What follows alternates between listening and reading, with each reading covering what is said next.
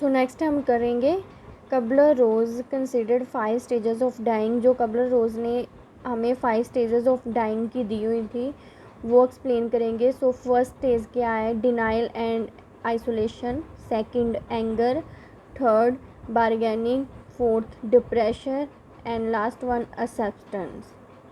So denial and isolation. First, in this stage the client denying that he or she will die, may repress that is discussed and may isolate self from reality.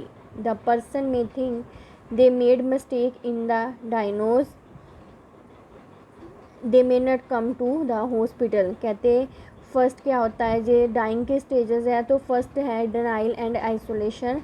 कहते हम जो अगर मतलब suppose हम cancer का patient लेकर चलते हैं, तो जैसे भी कैंसर के पेशेंट को पता चलता है कि हाँ मेरे को कैंसर है, तो वो डिनाइल कर देता है। मीन्स वो मानता ही नहीं कि मेरे को ये प्रॉब्लम है। जैसे वो कहता है कि हाँ जैसे डॉक्टर्स ने मेरा डायग्नोज बनाने में कोई गलती कर दी, जो मेरे लेबॉर्ट्री में सैंपल गए में भी वो चेंज हो गए हैं, एक्सचेंज हो गए किसी के साथ, मेरी वो रिपोर्ट गलत है, मेरा डायग्नोज नहीं, मेरे लेबॉर्ट्री सभी टेस्ट गलत है, या मेरा कोई और जो टेस्ट करवाया है उसके बेस पर जो डायग्नोज बना है वो रॉन्ग है। डॉक्टर को मिस्टेक होगी कि मेरे को कैंसर है। सो दे मे नॉट, कहता है कि मैंने तो क्या है, मैंने हॉस्पिटल ही नहीं जाना। सो ये चीज़ें हैं।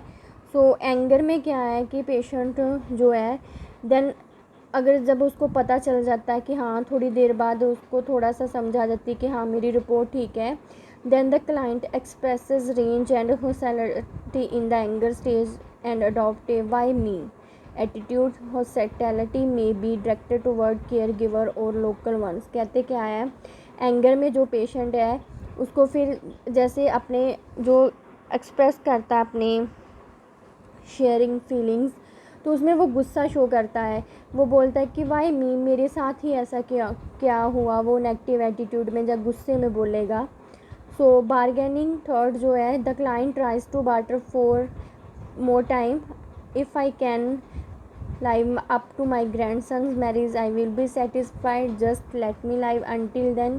Many clients put their personal affair in order, make he wills and fulfill last wishes। कहते क्या है, बारगेनिंग में फिर वो मतलब जो चीज़ को मान लेता है कि हाँ मेरे को है ये प्रॉब्लम, फिर गुस्सा शो कर दिया, फिर धीरे धीरे समझने लग गया, और फिर जैसे भगवान के आगे प्रे करनी स्टार्ट कर देता है कि हाँ अगर मैं थोड़ा टाइम और मतलब ज़िंदा रह सकता तो मे बी मैं अपने जो है ग्रैंड सन की या ग्रैंड डॉक्टर है उनकी मैरिज देख सकता ना। फिर वो फ्यूचर की आगे की और सोचने लग जाता है।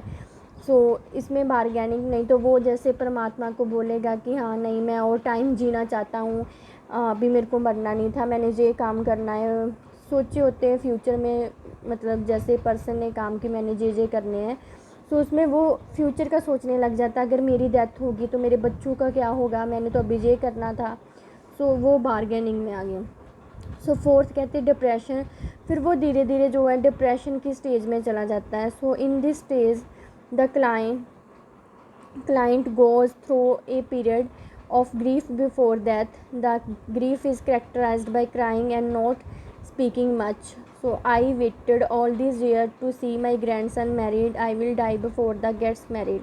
कहते डिप्रेशन में वो चले जाता है, सोचने लग जाता है जैसे कि हाँ मेरे बाद मेरे घर वालों का क्या होगा, मेरे बच्चे कैसे काम संभालेंगे। नहीं तो जैसे वो वेट कर रहा था कि मेरे ग्रैंड सन की मैरिड हो, तो कहता मैं उसके बाद मरना चाहता हूँ। सो मतलब वो अपने काम के बारे में सोचकर डिप्रेशन होने स्टार्ट हो जाता है कि मेरी डेथ के बाद मेरे पीछे फैमिली मेम्बर कैसे रहेंगे, वो कैसे संभालेंगे अपने आप को, मेरे बेटे कैसे काम करेंगे। सो ये चीज़ें कंडीशंस जो है उस वो सोचकर डिप्रेशन जो है स्टेज बना लेता है अपनी। So next acceptance, when this stage is reached the client feel tranquil, she or he has accepted the death and prepared to die. He may think I have tied up all the laws and made all arrangement to my son to lead happy life। कहता है इसमें फिर accept कर लेता है पूरे तरीके से कि हाँ मेरी जो डेथ है, मेरी जो डाइंग कंडीशन है वो नज़दीक है, अब मेरे को मरना ही है क्योंकि मेरा डायग्नोज ही ऐसा, मेरे को कैंसर है, मैं बच नहीं सकता। सो जितने भी वो हो सकता है वो अपने एंड कंडीशन में वो जो फ्यूचर में काम करने जाता था वो जो है सब अरेंजमेंट कर लेता है। तो जैसे अपने बेटों को जो है संभालने के लिए बोल देता है। सो कहते वो एक हैप्पी लाइफ मतलब सोचने लग जाता है कि हाँ मेरे डेथ के बाद मेरे बच्चे जो है प्रॉपर जो है संभाल सकते हैं सब कुछ। वो ऐसे अरेंजमेंट करने स्टार्ट कर देता है कि उनको कोई प्रॉब्लम ना आए। सो नेक्स्ट था grieving process, phase of the grieving process. सबसे इनिशियल फेज़ इसमें क्या है, central issue, resolution of the self protective response of denial of A painful reality. इसमें भी सेम ही है, कहते कि इसमें जो है सबसे पहले डिनाइल कर कर उसको पेनफुल रियलिटी महसूस होती है, मतलब वो मानता ही नहीं है। वही सब स्टेज मतलब इसमें भी घुमा फिरा कर वही बातें आएंगी कि वो डिनाइल कर देगा, वो मानेगा ही नहीं, इश्यूज़ बना देगा। सो अफेक्टिव कंपोनेंट कैसे इसके साथ क्या आ सकते हैं, पेशेंट को शॉक हो सकता है, disbelief and feeling of emotional numbness, anger, resentment toward anyone who incurs acceptance of loss, acute emotional pain as the transition to the middle phase. कहते जब सेंट्रल इशू में जब वो डिनाइल कर देता है तो उसके बाद जो है पेशेंट के जो है अफेक्टिव कंपोनेंट में ये वाले सारे उसको साइन एंड सिम्टम शो होंगे। सो एक्टिविटीज़ में mobilisation of psychological resource aimed at achieving reunion, recovery और restoration of the person, relationship और ऑब्जेक्ट। सो इसमें कहता है वो अपने इमोशंस को जो है वो मतलब समझाना स्टार्ट कर देता है। सो रिलीज सोल्यूशन में realisation that loss is inevitable और has occurred and is irreversible. इसमें कहते हैं कि उसको रियलाइजेशन हो जाती है प्रॉपर तरीके से कि उसको मतलब ये समझना ही पड़ता है कि हाँ मेरे साथ जो हो गया वो मतलब होना ही था, और उसका जो है लास्ट स्टेज जो है कि मेरे को मरना ही पैना है, मतलब लास्ट स्टेज जो मेरी डेथ है। ओके, सो सेम ही जो है वो फेज़ सेकंड है, इमोशनल।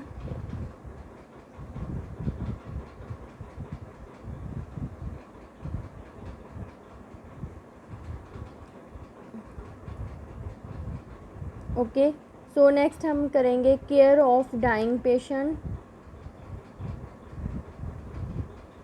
कि केयर ऑफ डाइंग पेशेंट की हमने जो है केयर कैसे करनी है, वैसे तो ऑलरेडी हमने जो टॉपिक थोड़ा सा डिस्कस कर लिया था क्लास में, लेकिन again I repeat. So care of dying patient, assessing needs, the nurse assess the knowledge base of the client and family pertaining to the client's illness and previous care. She determines their perception of present situation, strength and weakness, so they can be used in planning nursing care.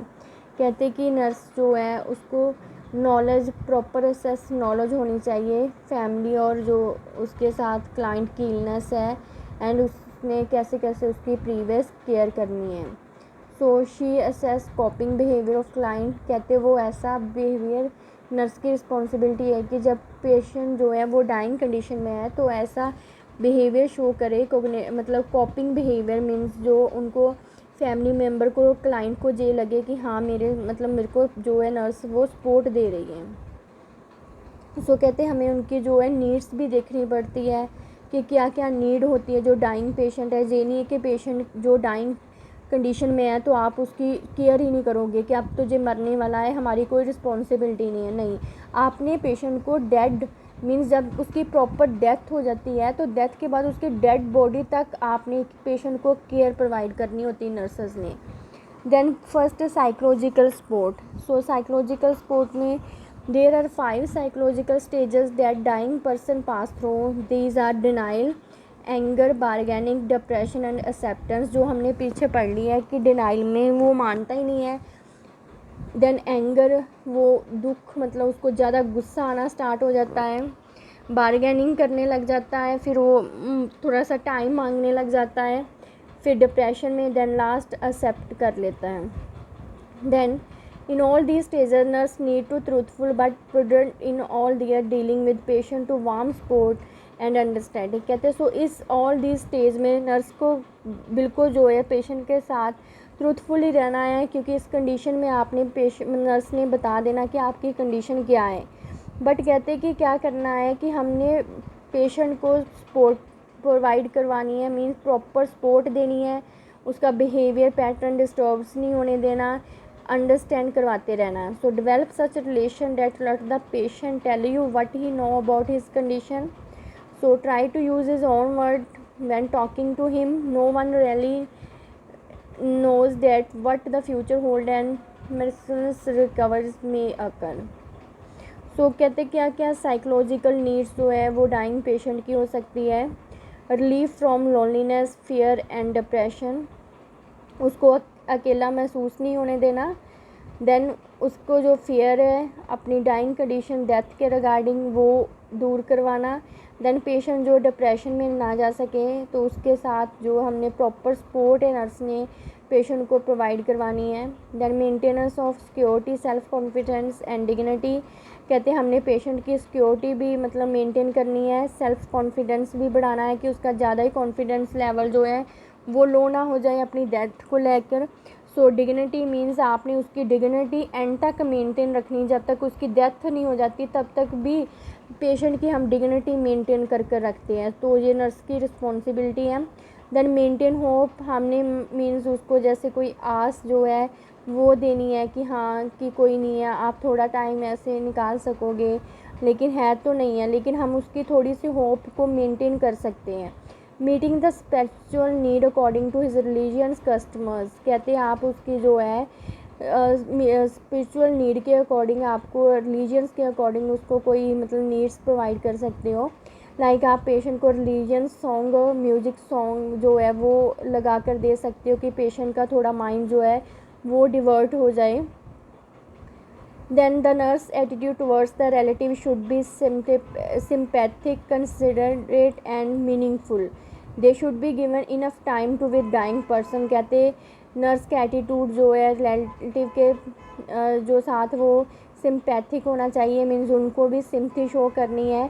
They should be given enough time, कहते nurse को ज़्यादा time जो है patient की care में ध्यान देना चाहिए, डाइंग पर्सन की जो है ज़्यादा टाइम देना चाहिए। The dying person may be shifted to a private room. कहते हम कोशिश यही होती है कि हम जो डाइंग पर्सन है उसको हम प्राइवेट रूम में शिफ्ट कर दें, सो डैट अदर पेशेंट में not disturb by the unpleasant site, the cries and other disturbance. कहते जिसकी वजह से जो दूसरे पेशेंट है वो डिस्टर्बेंस में ना आए, क्योंकि पेशेंट के देखो पेशेंट कई बार अगर कैंसर के साथ पेन हो रही है तो वो बहुत ज़्यादा मतलब पेन महसूस करेगा, क्राइंग करेगा, तो अदर पेशेंट जो है वो डर भी सकते हैं। डिस्टर्बेंस की मीन्स कि वो डर सकते हैं, वो भी एंजाइटी एंड फेयर में आ सकती है। तो हमने कोशिश करनी कि पेशेंट को जो है प्राइवेट रूम में शिफ्ट कर दें। So otherwise the privacy can be maintain by using screen. कहते कि अगर नहीं प्राइवेट रूम नहीं है तो हम वहाँ पर स्क्रीन लगा सकते हैं। आपने ग्रीन स्क्रीन देखी हुई है तो वो क्या करती है, प्राइवेसी मेंटेन करती है, तो हम वहाँ पर वो लगा सकते हैं। तो कहते क्या क्या साइन एंड सिम्टम हो सकते हैं एक डाइंग पेशेंट के। आपको अकेला जो क्वेश्चन है वो ऐसे भी आ सकता है एग्ज़ाम में, sign and symptom of dying patient. तो फर्स्ट आप देखो हम करेंगे प्रॉब्लम एसोसिएट विद ब्रीथिंग, के ब्रीथिंग के साथ जो रेस्पिरेटरी क्या क्या प्रॉब्लम्स पेशेंट को आ सकती है। सो फर्स्ट देखो आप हेडिंग बना लोगे रेस्पिरेटरी या breathing problem. So oxygen inhalation may be given to ease discomfort. कहते हैं ऑक्सीजन इनहेलेशन जो है वो हम मतलब देना जो बंद कर सकते हैं अगर पेशेंट को डिस्कम्फर्ट हो रही है तो। ठीक है, क्योंकि हम लास्ट स्टेज में सारे प्रोसीजर जो है वो तो पेशेंट पर अप्लाई करते हैं कि पेशेंट को ऑक्सीजन भी देनी है। सो एलिवेशन ऑफ पेशेंट हेड, कहते हैं हम पेशेंट का जो हेड है वो एलिवेट कर देंगे।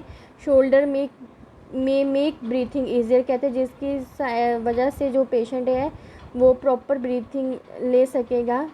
सो अगर उसको डिस्कम्फर्ट है ऑक्सीजन इनहेलेशन मतलब वो ट्यूब लगाने की जब मास्क लगाने की, तो हम रिमूव कर देंगे। So kept the room well ventilated and keep crowds away, कहते हैं हमने रूम को वेल वेंटिलेटेड रखना है। सो वहाँ पर क्राउड्स नहीं होनी चाहिए रिलेटिव एंड फैमिली मेम्बर की, तो हमने वो सब कुछ मेंटेन करना है। Then periodic suctioning is necessary in order to maintain patterns of airway. कहते हैं अगर सक्शनिंग की नीड है तो हम वहाँ पर सक्शनिंग कर सकते हैं पेशेंट की लास्ट डाइंग कंडीशन में। Then change position frequently at least 2 hourly. कहते हैं हमने जो पेशेंट की डाइंग पेशेंट की जो पोजीशन है वो 2 आवर्ली जो है वो चेंज करते रहना है कि पेशेंट को कोई बेड सोर्स या अल्सर्स ना बन जाएं। देन सेकंड क्या है, problem associate with elimination. Elimination के रिगार्डिंग पेशेंट को डाइंग कंडीशन में क्या क्या प्रॉब्लम आ सकती है। पेशेंट को constipation, retention of urine and incontinence of urine. Constipation हो सकती है, यूरिन जो है वो बंद हो सकता है, यूरिन जो है वो कंटिन्यूशन में आ सकता है, and stool are some of the problem faced by the patient. So each problem should be prevented और एटलीस्ट ट्रीटेड इफ़ पॉसिबल। कहते हैं अगर हो सकता है लास्ट स्टेज में भी हम इन चीज़ों को जो है, इन जो कंडीशंस हैं उनको प्रिवेंट कर सकते हैं।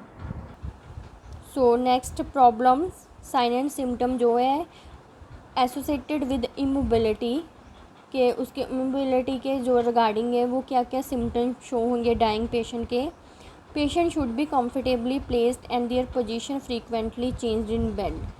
सो frequent skin care should be done to prevent the pressure ulcer. कहते वो मोबिलिटी तो नहीं कर पाएगा, मीन्स वो उस टाइम चल तो नहीं पाएगा, लेकिन जो नर्स की रिस्पॉन्सिबिलिटी है, सो हमने क्या करना है, उसको कंफर्टेबली प्लेस करना है और उसकी पोजीशन जो है वो चेंज करते रहना है। Then frequent skin care should be done to prevent. कहते हैं इसके साथ हम जो स्किन केयर है पेशेंट की वो मेंटेन रख सकते हैं। तो नेक्स्ट देखो, problem associated with sense organ, कि जो सेंसरी ऑर्गन है उनमें क्या क्या डाइंग कंडीशन में चेंजेस आ जाएंगी। Since the patient loss sites, कहते हैं पेशेंट को धीरे धीरे दिखना जो है वो कम नज़र, मतलब जो चीज़ें दिखाई नहीं देंगी कम हो जाएगी उसकी eyesight. So before giving any care to patient the nurse should touch the patient and speak appropriate word. कहते हैं सो इसके रिगार्डिंग जब भी कोई नर्स जहाँ उसको केयर दे रही है, कोई प्रोसीजर करना चाहती है, तो सबसे पहले आप पेशेंट को टच कर और कुछ बोल सकते हैं, एप्रोप्रिएट वर्ड्स बोल सकते हो उसके रिगार्डिंग जब ऐसे सपोर्ट दे रहे हो, क्योंकि पेशेंट की उस टाइम जो है वो नज़र कम होनी स्टार्ट हो जाएगी। सो avoid any type of whispering before the patient, protect the eyes from coronal ulceration. कहते कोई भी हमने विस्परिंग किसी टाइप की नहीं करनी। देन हो सकता तो हमने जो पेशेंट की आइज़ को उनको प्रोटेक्ट करके रखना है। Then problem associated with rest and sleep, ये मेन प्रॉब्लम है डाइंग पेशेंट की। So all the possible care should be given to the patient from elevating pain and discomfort.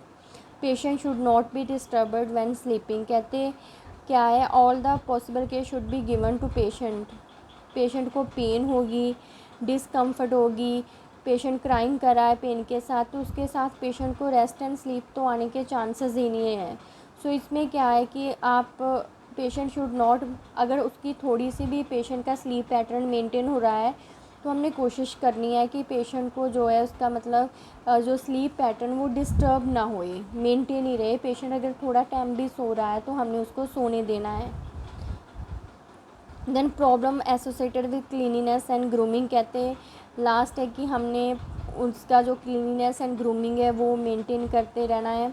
Cleanliness and appearance are important until the last breath end. कहते हैं last सांस तक भी हमने patient की grooming and जो cleanliness है वो मेंटेन करके रखनी है।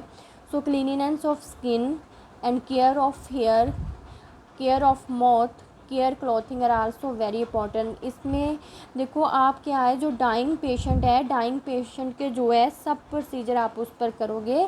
पेशेंट को बेड बाथ दोगे, लास्ट स्टेज में भी पेशेंट को बैक केयर करोगे, हेयर केयर कर सकते हो, नेल केयर कर सकते हो।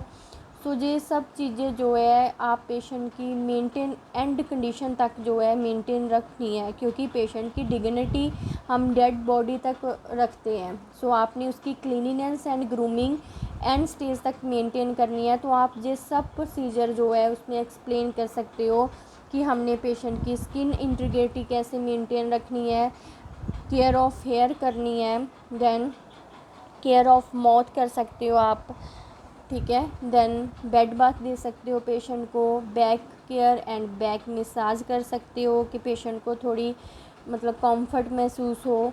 तो ये सब प्रोसीजर जो है आपने पेशेंट पर अप्लाई करने होते हैं जब पेशेंट जो है डाइंग कंडीशन में हो।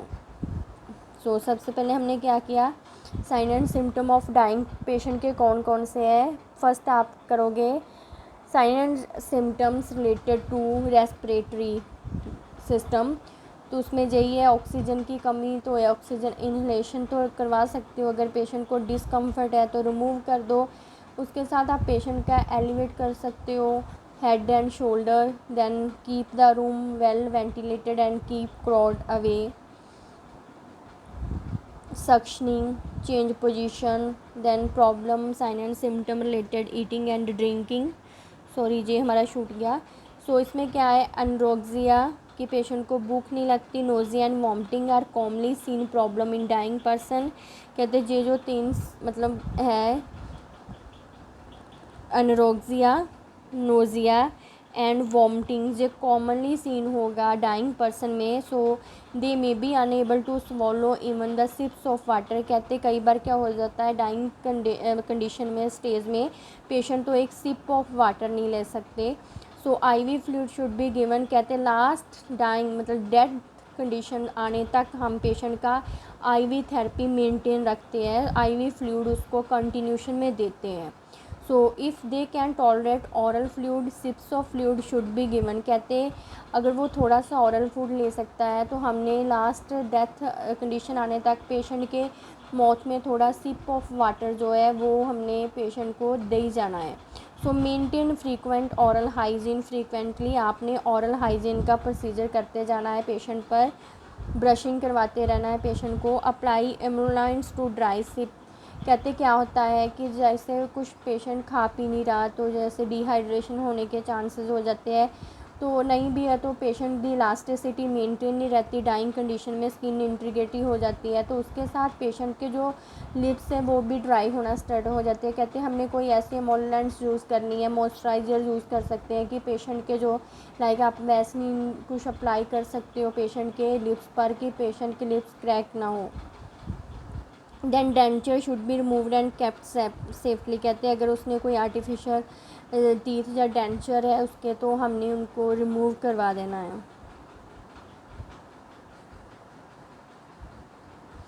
सो देखो क्या क्या था ईटिंग एंड ड्रिंकिंग के साथ कि IV fluid should be given, then oral fluid, sips of fluid should be given, maintain frequent oral hygiene, apply emollients to dry lips and denture should be removed and kept safely.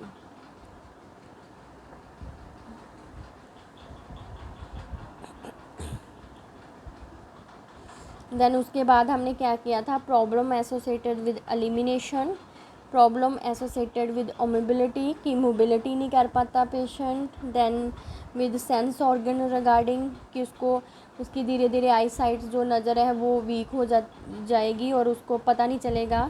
Then इसलिए हमने patient को touch करके उसको appropriate word साथ में बोलने अगर जो भी आप प्रोसीजर कर रहे हो।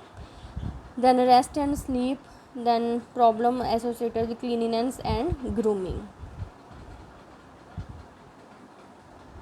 सो ये जो हमने सारा मतलब टॉपिक किया ये हमने केयर ऑफ डाइंग पेशेंट की। डाइंग पेशेंट पता है ना, जो पेशेंट अभी मरने वाली कंडीशन के नज़दीक है लेकिन उसकी डेथ नहीं हुई, उसको हम डाइंग पेशेंट बोलते हैं।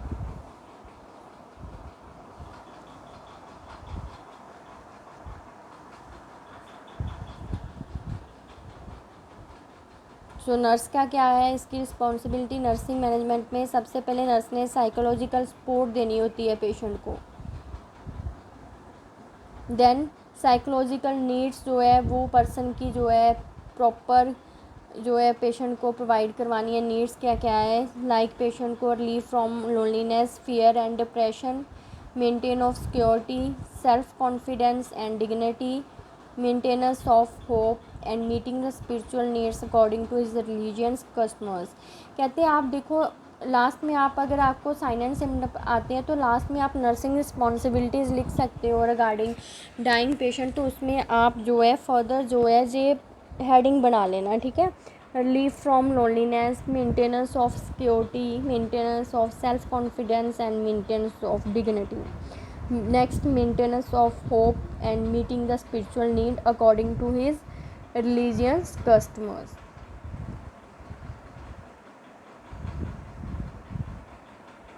Okay, so thank you, students.